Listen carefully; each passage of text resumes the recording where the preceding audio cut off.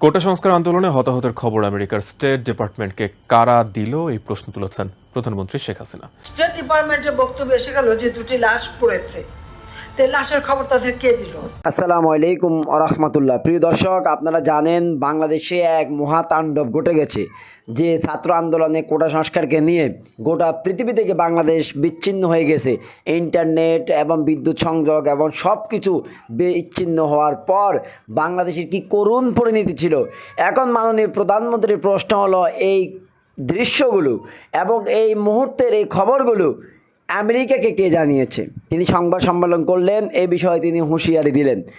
এবং বাংলাদেশের এমন পরিস্থিতি আমাদের মনে হচ্ছে, আমরা যতটুকু বয়স আমাদের, স্বাধীনতার পরে এমন পরিস্থিতি আর হয় নাই। হ্যাঁ, হয়েছে, হেফাজতের আন্দোলন হয়েছে 2013 সালে, বিএনপি জামাতের অনেক আন্দোলন দেখেছি, কিন্তু এই হামলা এমনভাবে মারাত্মকভাবে যে হামলা করা হয়েছে ছাত্রদের পক্ষ থেকে, সেম আবার প্রশাসনের পক্ষ থেকে কারফিউ জারি।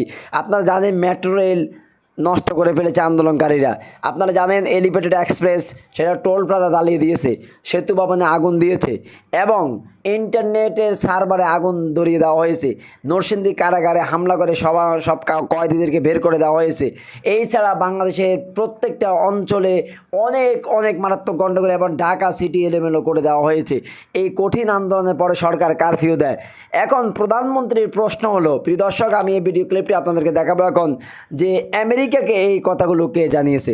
তো চলুন আমরা আর কথা না বাড়িয়ে প্রধানমন্ত্রীর বক্তব্যটি দেখি। প্রিয় দর্শক, ভিডিওটি দেখা চালু করার আগে একটা অনুরোধ, যারা আমার চ্যানেলটি সাবস্ক্রাইব করেন না, প্লিজ ভাই আমার চ্যানেলটি সাবস্ক্রাইব করে সাথে থাকুন। কোটা সংস্কার আন্দোলনে হতাহতের খবর আমেরিকার স্টেট ডিপার্টমেন্টকে কারা দিল এই প্রশ্ন তুলেছেন প্রধানমন্ত্রী শেখ হাসিনা। ছাত্র আন্দোলনের নামে শিবির ও ছাত্রদল তাণ্ডব চালিয়ে দেশের সম্পদ নষ্ট করছে দাবি করে তাদের রুখতে জনগণকে এগিয়ে আসার আহ্বান জানিয়েছেন তিনি। বুধবার প্রধানমন্ত্রীর কার্যালয়ে এডিটর্স গিল্ড বাংলাদেশ ও সিনিয়র সাংবাদিকদের সঙ্গে বৈঠকেই আহ্বান জানান শেখ হাসিনা। বাংলাদেশের কোটা সংস্কার আন্দোলনে হতাহতের খবরে উদ্বেগ জানিয়েছে আমেরিকা। স্টেট ডিপার্টমেন্টের মুখপাত্র ম্যাথিউ মিলার এই উদ্বেগ জানিয়ে পরিস্থিতি নিয়ন্ত্রণে সরকারকে ভূমিকা রাখার আহ্বান জানান। আমেরিকার এই উদ্বেগ নিয়ে কথা বলেছেন প্রধানমন্ত্রী শেখ হাসিনা। বুধবার এডিটর্স গিল্ড বাংলাদেশ ও সিনিয়র সাংবাদিকদের সঙ্গে বৈঠকে স্টেট ডিপার্টমেন্টকে বাংলাদেশের হতাহতের খবর কারা সরবরাহ করেছে সেই প্রশ্ন তোলেন তিনি। স্টেট ডিপার্টমেন্টের বক্তব্য এসে গেল যে দুটি লাশ পড়েছে, তো লাশের খবর তাদের কে দিল?